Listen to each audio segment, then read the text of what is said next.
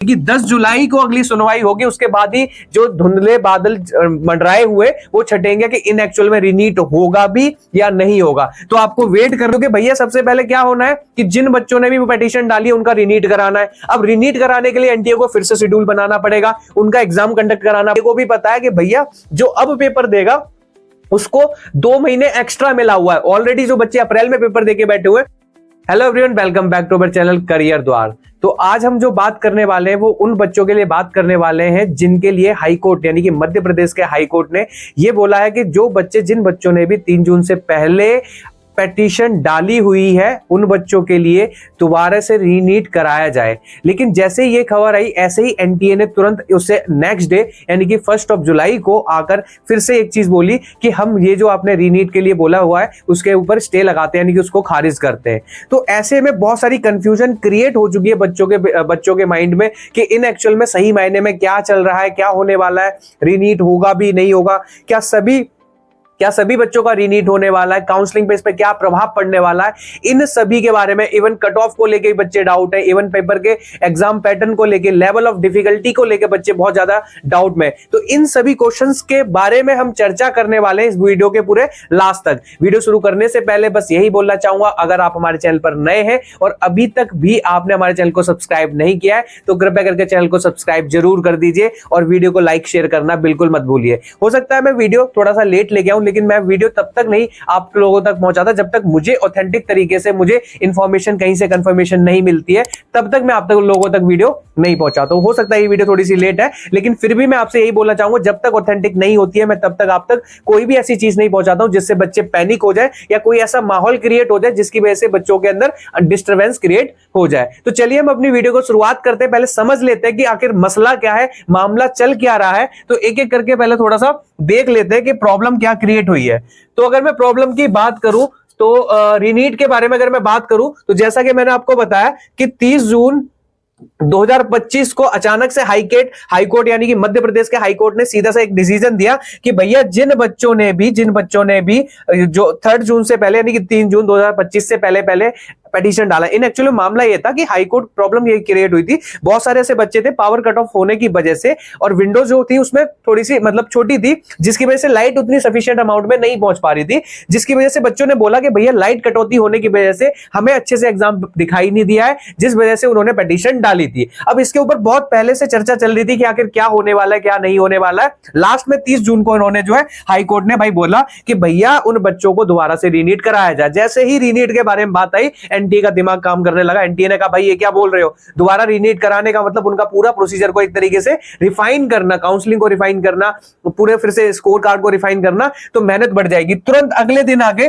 31 जून नहीं 1 जुलाई को आकर तुरंत अगले दिन ही आकर एनटीए कहता कि नहीं भैया बिल्कुल भी नहीं, आपने जो रीनीट के लिए बोला हुआ है ये पॉसिबल है ही नहीं, स्टे लगाते हैं, ये बात बोली गई। अब जरा आप समझ लेते हैं कि अगर रीनीट हुआ या रीनीट होता है ऐसी कंडीशन में क्या क्या पॉसिबिलिटीज होने वाली है, क्या क्या चीजें देखने को मिलेगी। तो सबसे ज्यादा जो बच्चे कंफ्यूज थे वो कट ऑफ को लेके थे कि भैया क्या कट ऑफ में कोई परिवर्तन होगा, कोई चेंजेस आएंगे या नहीं आएंगे। तो मैं आपको बहुत तरीके से क्लैरिफाई करना चाहता हूं कि बेटा कट ऑफ के अंदर कोई ज्यादा चेंजेस देखने को आपको नहीं मिलेंगे। अरे अप्रोक्सीमेट 75 स्टूडेंट्स हैं जिन्होंने पिटीशन डाली हुई है। अगर 75 के 75 स्टूडेंट्स अगर उसमें चले भी गए तो कट ऑफ में कोई ऐसा वेरिएशन देखने को नहीं मिलेगा कि कट ऑफ बहुत ज्यादा इंक्रीज और डिक्रीज हो सकती है। अगर मैक्स टू मैक्स कुछ ज्यादा भी बुरा हुआ या ज्यादा भी कुछ हुआ तो 5 से 10 नंबर की एक्सपेक्टेशन जो मुझे लगता है पर्सनली लेवल पे कि थोड़ा बहुत वेरिएशन देखने को मिलेगा, इससे ज्यादा आपको कोई कट ऑफ में वेरिएशन देखने को नहीं मिलेगा। यानी कि दूसरा क्वेश्चन ये आता था क्वालिफाइंग मार्क्स को लेके,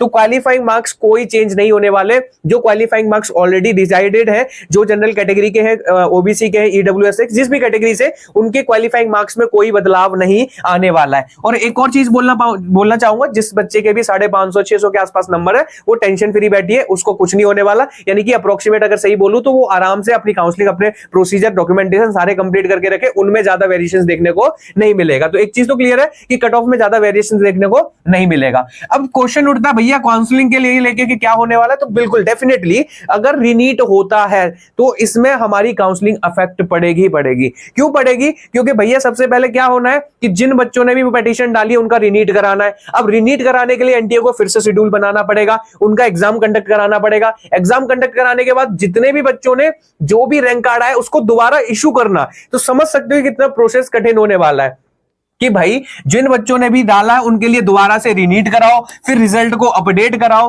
तो डेफिनेटली अगर ऐसी प्रोसीजर होगा तो ऐसी कंडीशन में एनटीए कितना भी जल्दबाजी कर ले, ऐसी कंडीशन में मुझे डेफिनेटली पता है कि भैया काउंसलिंग क्या होने वाली है, डिले। अब जो मुझे लगता है कि कम से कम 15 से 20 दिन, लेकिन हो सकता है होपफुली ये 1 महीना भी चला जाए। क्यों चला जाए? क्योंकि ये सारी लड़ाई एनटीए और कोर्ट के बीच में है, और आपको पता है जहां पर जो बड़ी बॉडी है जब लड़ती है तो जितना हो सके डिले पे डिले चलता चला जाता है। तो जो मुझे लगता है कि 15 से 20 दिन का घपला देखने को मिलेगा, हो सकता है ये 1 महीने तक भी चला जाए। तो काउंसलिंग को लेके थोड़ी देखने को मिलेगा। अब बहुत सारे बच्चे जो बोलने लगे थे कि सर पेपर लेवल को लेके, डिफिकल्टी लेवल को लेके, कुछ बच्चे बोल रहे थे कि सर इजी आ गया तो हार्ड आ गया। तो जो मुझे लगता है, जो मेरी एक्सपेक्टेशन है, तो मैं आपको बताऊं, पेपर का जो लेवल है मॉडरेट टू डिफिकल्ट होने वाला है। बिल्कुल डेफिनेटली इस बात को समझो। ये बात एनटीए को भी पता है कि भैया जो अब पेपर देगा उसको 2 महीने एक्स्ट्रा मिला हुआ है। ऑलरेडी जो बच्चे अप्रैल में पेपर देके बैठे हुए उसको जून या जुलाई में पेपर देना पड़ रहा है। दैट मींस कि उसको 2 महीने एक्स्ट्रा मिले हुए। इसका मतलब एनटीए इस बात को ध्यान रखेगा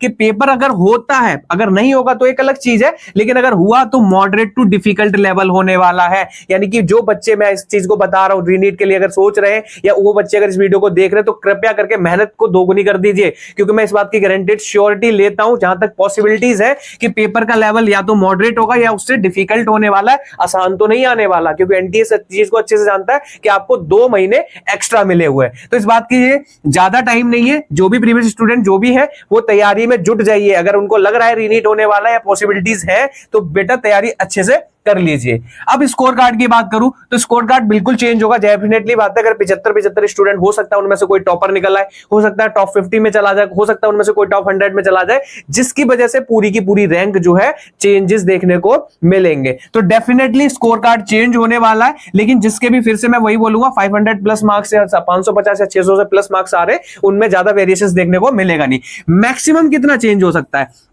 क्या पता वो 75 के 75 सारे टॉपर ही निकल आए। सारे के सारे अगर टॉपर भी निकल आए तो मैक्सिमम कितना चेंज होने को मिलेगा, 75। यानी कि इतनी रैंक का वेरिएशन आपको देखने को मिलेगा। लेकिन ये सारा जोक सपाट सही बताऊं तो ये एनटीए क्या कह रहा है, हाईकोर्ट क्या कह रहा है, ये सब चीजें चलती रहेंगी। इन सब चीजों में प्लीज फंसिए मत। आप अपनी काउंसलिंग का प्रोसीजर जो डिटेल्स है उनको भर के रखिए, डॉक्यूमेंटेशन प्रॉपर तरीके से कंप्लीट करके रखिए। इन सब चीजों में बिल्कुल भी देरी नहीं करिए। क्या होगा क्या नहीं होगा मायने नहीं रखता, लेकिन अपनी चीजों को कंप्लीट करके रखिए कि काउंसलिंग कब होगी, जब होनी होगी हो ही जाएगी। हमारा जो अनुमान था वो जुलाई का फर्स्ट वीक या सेकंड वीक के आसपास देखने को मिल रहा था, लेकिन जैसा आप देखने को मिल रहा, हो सकता है होपफुली ये जुलाई के लास्ट में भी काउंसलिंग ना चली जाए। तो आज की पूरी वीडियो के अंदर मैंने समझाने की कोशिश की कि नीट पे क्या प्रभाव होने वाला है। अभी भी अगर मैं हेयरिंग की बात करूं तो जो कि जैसे जिस तरीके से चल रहा है बात, तो बोला गया है कि भैया अगली सुनवाई 10 जुलाई को होने वाली है। यानी कि 10 जुलाई को अगली सुनवाई होगी। उसके बाद ही जो धुंधले बादल मंडराए हुए वो छटेंगे कि इन एक्चुअल में रिनीट होगा भी या नहीं होगा। तो आपको वेट करना पड़ेगा किस जुलाई का, 10 जुलाई। तो एक चीज तो निश्चित है कि इससे पहले काउंसलिंग तो नहीं होने वाली। यानी कि जब तक यहां से डिसीजन नहीं आएगा तब तक तो काउंसलिंग होने वाली नहीं है। तो वेट करिए 10 जुलाई का। 10 जुलाई के बाद क्या डिसीजन आने वाला है उसके बाद ही आगे की चीजें देखेंगे। तो चलिए हम अपनी वीडियो को एंड करते हैं। एंड करने से पहले यही बोलना चाहूंगा, अगर आपको कंटेंट अच्छा लगाओ, इंफॉर्मेटिव लगाओ, तो प्लीज हमारे वीडियो को लाइक शेयर करिए और चैनल को सब्सक्राइब करना मत भूलिए। चलिए मिलते हैं अपनी नेक्स्ट